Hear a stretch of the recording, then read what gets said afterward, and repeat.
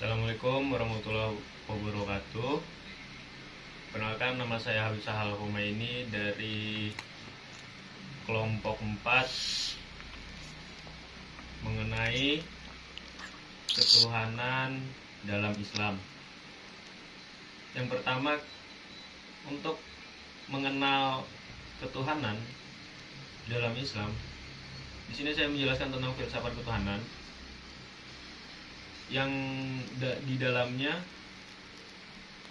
dikatakan pemikiran tentang ketuhanan berarti membicarakan masalah keimanan sekaligus filsafat. Filsafat itu sendiri ialah pengetahuan tentang yang benar atau knowledge of truth, yaitu usaha menemukan dan menggali kebenaran secara radikal dengan menggunakan sarana akal, menerangkan sesuatu yang benar dan indah. Terus sedangkan untuk mengungkapkan kebenaran Tuhan atau iman hanya dapat diperoleh melalui hati dan keyakinan. Hal ini bukan berarti filsafat tidak akan bisa menumbuhkan keimanan, namun dengan akal diharapkan dapat mempertegas keimanan seseorang. Cara memperolehnya bagaimana? Kebenaran filsafat dengan akal, sedang agama melalui perangkat wahyu dan hadis yang kemudian diimani dan direnungkan sehingga ditemukan suatu kebenaran yang mutlak. Sedangkan objek filsafat dan agama yaitu mencari kebenaran, kebaikan, dan keindahan. Tuhan dalam filsafat sudah disinggung sejak zaman Plato dan Aristoteles yang monoisme, yaitu mengikuti paham keesaan sumber alam semesta atau zat yang wajibul wujud atau keadaannya mutlak ada. Diteruskannya murid Platinos yang mengasumsikan bahwa tidak balik realita nyata di dunia ini ada the one yang maha satu, yaitu Tuhan. Menurut Platinos, filsafat yang termulia dan tertinggi derajatnya adalah filsafat utama, yaitu ilmu tentang yang benar pertama, atau al-hakul awalu, yang menjadi sebab bagi segala yang. Di sini tampak benang merah pemikiran filsafat dengan agama, dan lahirlah filsafat Islam, dan yang tokohnya antara lain Al-Kindi, Al-Farabi, Ibnu Sina, Al-Ghazali, dan Ibnu Rushd. Tuhan menurut Al-Kindi adalah pencipta yang tidak mempunyai permulaan atau kodim. Sedangkan alam tidak kekal di zaman lampau tetapi mempunyai permulaan al-hadus. Hal ini senada dengan pernyataan Platinos yang menyatakan bahwa yang maha satu adalah sumber dari alam dan sumber dari segala yang ada. Alam adalah emanasi dari yang maha satu di zaman lampau, tetapi mempunyai permulaan atau al-Qudus. Hal ini senada dengan pernyataan Platinos yang menyatakan bahwa yang maha satu adalah sumber dari alam dan sumber dari segala yang ada. Alam adalah emanasi dari yang maha satu. Siapakah Tuhan itu? Kita membicarakan tentang Tuhan. Di sini Platinos mengasumsikan bahwa di balik realitas nyata dunia ini adalah the one atau yang maha satu, yaitu Tuhan yang merupakan sumber dari alam dan sumber dari. Untuk pembahasan selanjutnya bertanya, siapakah Tuhan itu? Menurut Platinos mengasumsikan bahwa di balik realitas nyata dunia ini adalah ada the one atau yang maha satu, yaitu Tuhan yang merupakan sumber dari alam dan sumber dari segala yang benar, atau the first truth al-kul awalu, yang benar pertama. Filsafat tertinggi Al-Kindi dan Platinos yaitu yang menjadi sebab bagi segala yang benar. Sesuai paham di dalam Islam, Tuhan menurut Al-Kindi adalah pencipta. Alam menurut Al-Kindi bukan kekal di zaman lampau atau qadim, tetapi mempunyai permulaan. Oleh karena itu, Al-Kindi dalam hal ini lebih dekat pada falsafat Platinos. Untuk sejarah pemikiran Tuhan di manusia, yaitu Tuhan dikonsepsikan dalam istilah berbeda-beda. Ada agama langit atau samawi dan agama bumi atau ardi. Ada kepercayaan dan keyakinan tentang segala yang menguasai keadaan atau lingkungan. Tentang konsep tentang Tuhan melahirkan aliran-aliran pemikiran atau filsafat seperti theismus, deismus, ateismus, dan agnosticismus, atau keyakinan kita tidak akan dapat mengetahui Tuhan dan mustahil membuktikan Tuhan itu ada atau tidak. Perkembangan pemikiran agama di dunia barat yang kemudian lahir teori evolusionisme, yaitu proses kepercayaan dari tingkat yang sederhana kemudian berkembang menjadi sempurna. Sejarah pemikiran manusia tentang Tuhan menurut teori evolusionisme Max Muller dan Sejarah pemikiran manusia tentang Tuhan menurut teori evolusionisme atau Max Muller dan Tyler. Menurut pemikiran mereka, teori evolusionisme ini mengakui adanya kekuatan pada benda yang mempengaruhi terhadap kehidupan. Animisme mempercayai adanya peran roh dalam kehidupan. Politisme, roh yang lebih dari lainnya yang disebut dewa dengan bidang kekuasaan masing-masing. Henoteisme, satu bangsa hanya mengakui satu dewa yang disebut Tuhan, namun masih mengakui Tuhan bangsa lain atau Tuhan tingkat nasional. Monoteisme hanya mengakui satu Tuhan untuk seluruh bangsa atau bersifat internasional. Terus untuk kepercayaan dalam filsafat tersendiri, yaitu pandangan bahwa Tuhan adalah pencipta alam, tapi setelah alam ini diciptakan, Tuhan tidak ikut andil dan bertanggung jawab di dalamnya. Manusia dan alam ciptaanlah yang bertanggung jawab. Untuk teismus, pandangannya yang mempercayai adanya Tuhan dan Tuhan adalah pencipta alam sekaligus pemeliharaannya. Menurut Tuhan adalah wujud tertinggi yang maha sempurna dan absolut. Dia berada di luar dan di dalam alam. Jadi ada interaksi antara Tuhan dengan alam. Panteisme, suatu pandangan bahwa seluruh alam ini adalah Tuhan dan Tuhan adalah seluruh alam. Artinya artinya Tuhan dan ismus artinya berbeda dengan wahdatul wujud. Dalam pandangan ini alam bukan Tuhan tapi bagian dari Tuhan.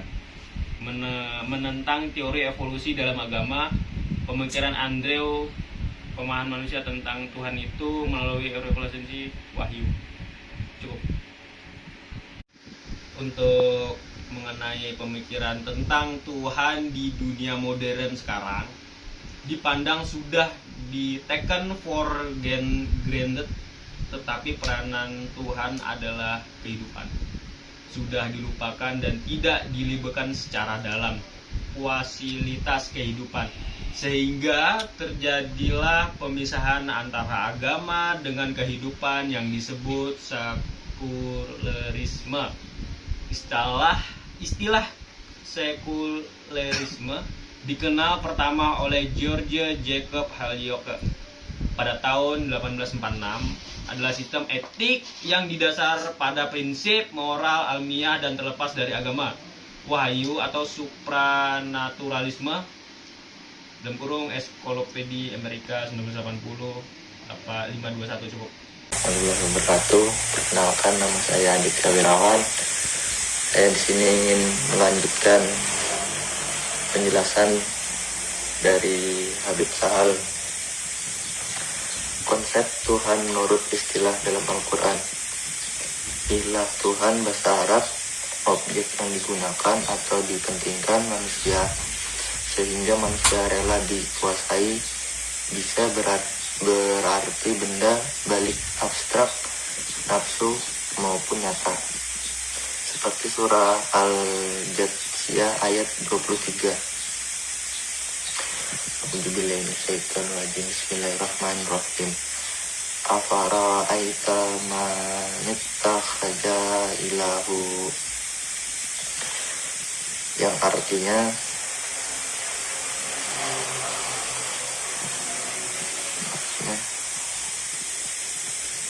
maka pernahkah kamu melihat orang yang menjadikan hawa nafsunya sebagai Tuhan? Surah Al-Qasas ayat 38. Perkataan ilah dipakai Fir'aun untuk menuhankan dirinya.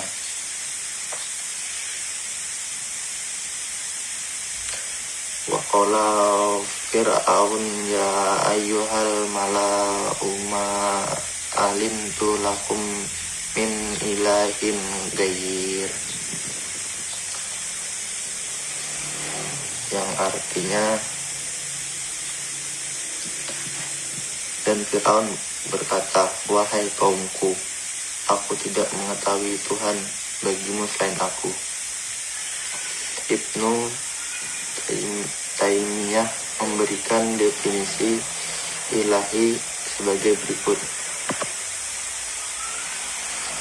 merendahkan diri, takut, dan mengharapkannya, padahal tempat berpasrah ketika dalam kesulitan, berdoa dan bertawakal kepadanya. Untuk kemasalahan diri, meminta perlindungan darinya dan menimbulkan ketenangan di saat mengingat dan terpaut cinta kepadanya. Imaduddin 1885.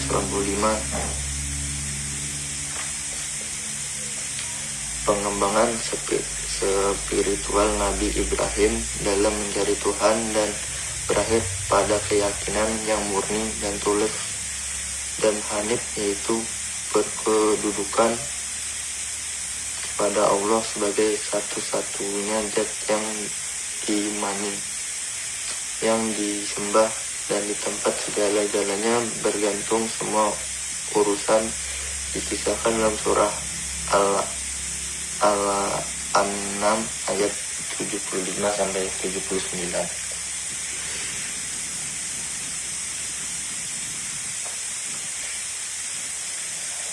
Wa kadzalika nuri Ibrahim malakutas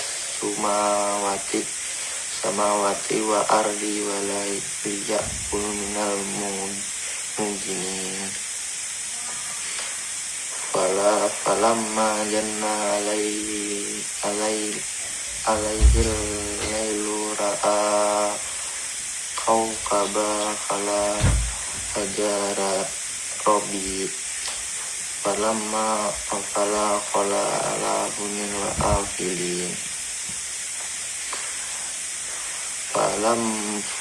Falamma ra'a al-qamara bidang ijda khala hajara robi. Falamma afala khala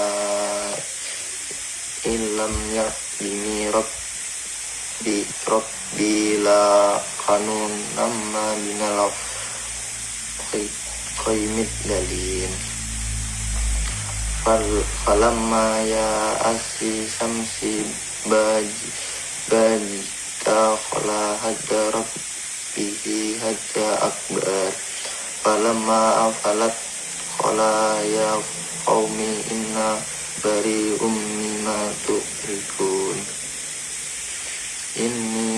inni wajjahtu wajah lagi fataros samawati wal arbani wa ma ana minal musyrikin.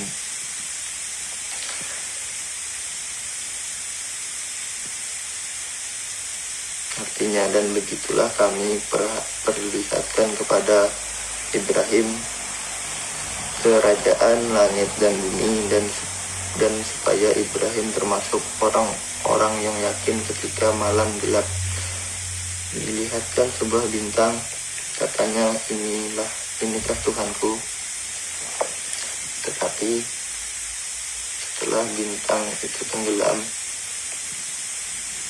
dia pun berkata, aku tidak menyukai dan tenggelam. Dan setelah bulan terbit, dia berkata, inikah Tuhanku. Dan ketika bulan itu tenggelam, maka ia berkata, sesungguhnya jika Tuhan tidak memberikan petunjuk kepadaku, tentu aku termasuk kaum yang sesat.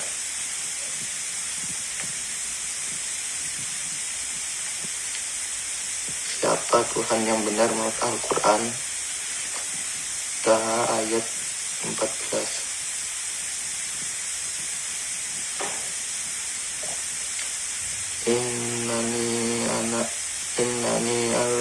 Annahu la ilaha illa ana fa'budini wa qanimis salati dzikri. Sesungguhnya akulah Allah, tidak ada ilah Tuhan melainkan aku. Oleh karena itu sembahlah aku dan dirikanlah salat untuk mengingatku. Tauhid adalah ajaran Islam yang menjelaskan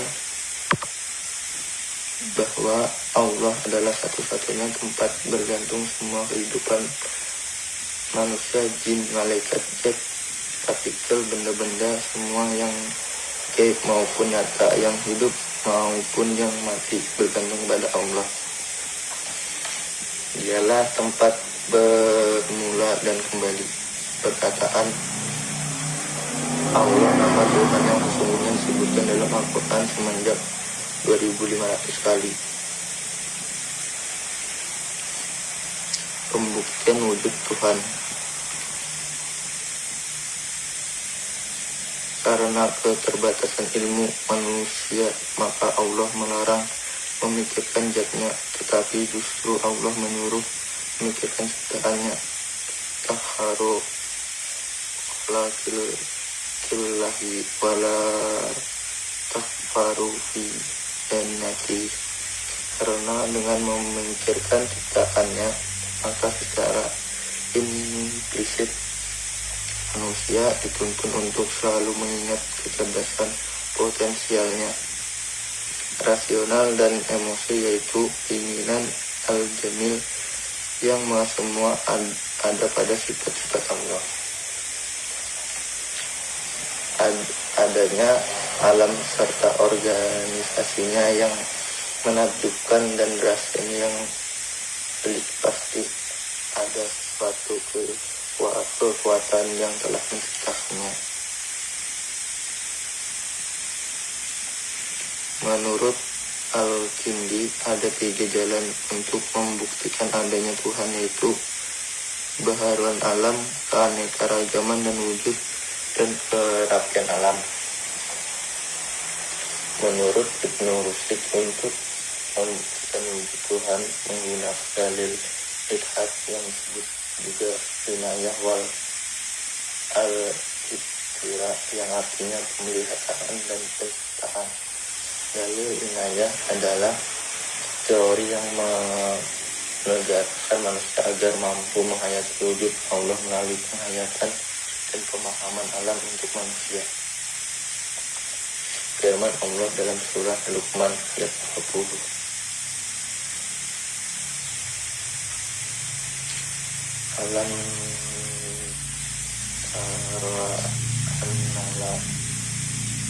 Alam tara anna lakum ma fis samawati wa ma fil ardh asbat alaikum ni'amanu jahirataw batina aminan nasima yudabbilu filah bighairi ilmi fala hudawa fala kitabun munir. Artinya, tidaklah kamu perhatikan sesungguhnya Allah telah menunjukkan untuk kepentingan apa yang di langit dan apa yang di bumi dan menyempurnakan untukmu nikmatnya. Dan di antara manusia ada yang membantah tentang keesaan Allah tanpa ilmu pengetahuan atau petunjuk dan tanpa kitab yang ada penerangan. Dalil ikhtirah adalah teori yang mengarahkan manusia agar mampu menghayati wujud Allah melalui penghayatan dan pemahaman keserasian atau keharmonisan aneka ragam, sebagai firman Allah dalam surah Al-Qasas ayat 17. Afala yanzuruna ilal ibli kaifa khuliqat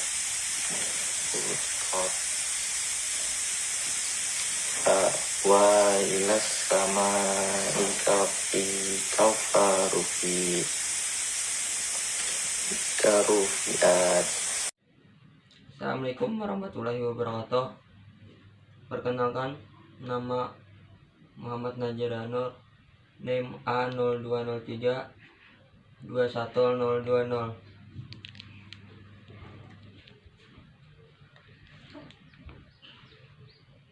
Apa indikator keimanan? Yang pertama, Quran surah Al-Mu'minun ayat 2-9. 2. Orang yang salatnya khusyuk. 3. Menghadapi perkataan yang sia-sia.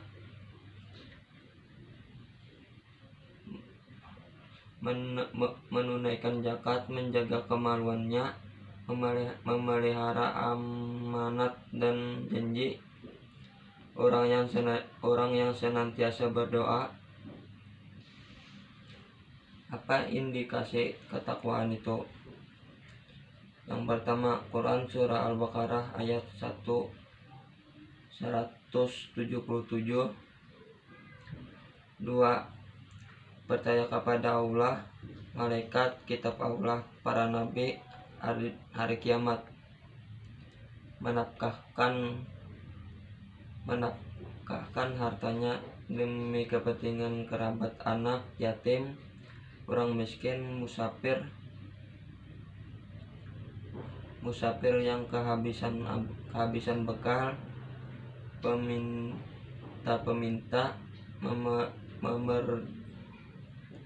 memerdekakan budak, menegakkan salat dan menunaikan zakat, menepati janji, sabar dalam penderitaan dan perang.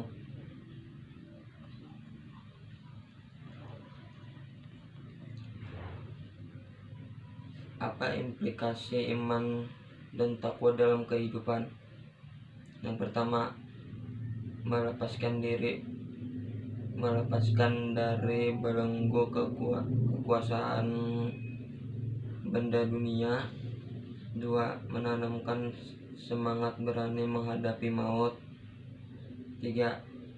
Menanamkan sifat self-help dalam hidup. 4. Memberikan ketentraman jiwa.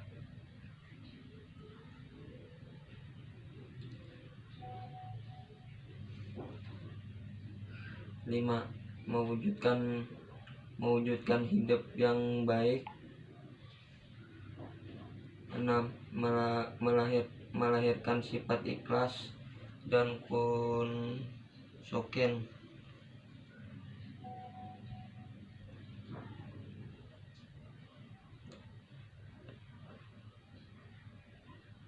7. Memberikan keberuntungan. Sekian dari saya, terima kasih. Wassalamualaikum warahmatullahi wabarakatuh. Nama saya Muhammad Hibni Mujaki. Saya akan membacakan presentasi kelompok kami. 1. Hati yang selamat, qalbun nas salim. Hati yang senantiasa cenderung kepada ketaatan dan ketakwaan. 2. Hati yang mati, qalbun mayit. Hati yang selalu ingkar kepada Allah, menolak kebenaran, membengkang. 3. Hati yang sakit, qalbun marid. Hati yang selalu bimbang, yang kadang cenderung kepada ketaatan dan kadang cenderung mengajak kepada kemungkaran. Untuk apa diciptakan? Menyembah sang khalik ibadah, baik ibadah madhah vertikal yaitu hubungan manusia dengan Tuhan, maupun gair madhah horizontal yaitu hubungan manusia dengan manusia dan alam semesta. Bisa disampaikan dari firman Allah surat Az-Ziriyat ayat 56-58. Tanggung jawab manusia. 1. Ada 3. Kepada diri sendiri, dengan kepada sesama, dengan kepada Allah. 1. Kepada diri sendiri, dengan menjaga perilakunya dari perbuatan tercela dan taqiyatun nafis atau mensucikan diri. Kepada masyarakat, menjalankan norma-norma agama di masyarakat dalam mewujudkan membela keadilan, melakukan amar ma'ruf nahi munkar, dan berperan aktif mensejahterakan umat. 3. Kepada Allah ada 2 kewajiban. 1. Sebagai hamba harus taat, tunduk, dan patuh pada Allah. Disebutkan dalam firman Allah dalam surat Al-Baqarah ayat 21. 2. Sebagai khalifah Allah diberikan amanah untuk menjaga wakil Allah di bumi, menjadi pemimpin, pengelola, pemakmur bumi, karena manusia diberi kelebihan dibanding makhluk lain sebagai dalam surat At-Tin ayat 4. Bagaimana manusia yang sempurna itu? 1. Manusia yang sempurna adalah yang mampu mengembangkan, menjaga, dan memadukan aspek rohani berupa potensi akal, nafsu, gal, dengan aspek jasadi. Menurut manusia terbagi dalam 6 dimensi. 1. Secara fisik manusia hampir sama dengan hewan, makan, minum, istirahat, dan menikah supaya hidup, tumbuh, dan berkembang. 2. Manusia memiliki sejumlah emosi yang bersifat etis, yaitu ingin memperoleh keuntungan dan menghindari kerugian. 3. Manusia memiliki perhatian terhadap keindahan atau estetika. 4. Manusia mempunyai dorongan untuk menyembah Tuhan.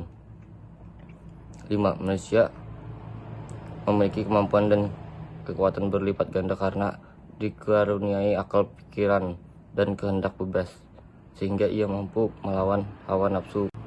Memiliki kemampuan dan kekuatan berlipat ganda karena dikaruniai akal, pikiran, dan kehendak bebas, sehingga ia mampu melawan hawa nafsu, dapat menciptakan keseimbangan dalam hidupnya. 6. Manusia mampu mengenali dirinya sendiri. Jika ia mampu mengenai, maka ia akan mencari dan ingin mengetahui siapa penciptanya, mengapa ia diciptakan, dan dari apa ia diciptakan, bagaimana proses penciptaannya, dan untuk apa ia diciptakan. Bagaimana tipologi manusia menurut Islam? Ada 3 jenis manusia di dalam Al-Quran berdasarkan sifat mereka dalam menerima ajaran Islam, yaitu orang beriman, yaitu orang yang menerima dan meyakini ajaran yang dibawa oleh Rasulullah. Disebut mukmin, yaitu orang yang dibawa Rasulullah disebut mukmin, untuk menjaga dirinya dan menyekutukan Allah, selalu mengesahkan Allah, dan seluruh amalan hanya diniatkan untuknya. Orang kafir, yaitu orang diingkar kepada Sang Pencipta, tidak percaya terhadap Allah dan apa yang diturunkan kepada Rasulullah. Jenis-jenis kufur ada 2, yaitu kufur besar, mengeluarkan seseorang dari agama Islam,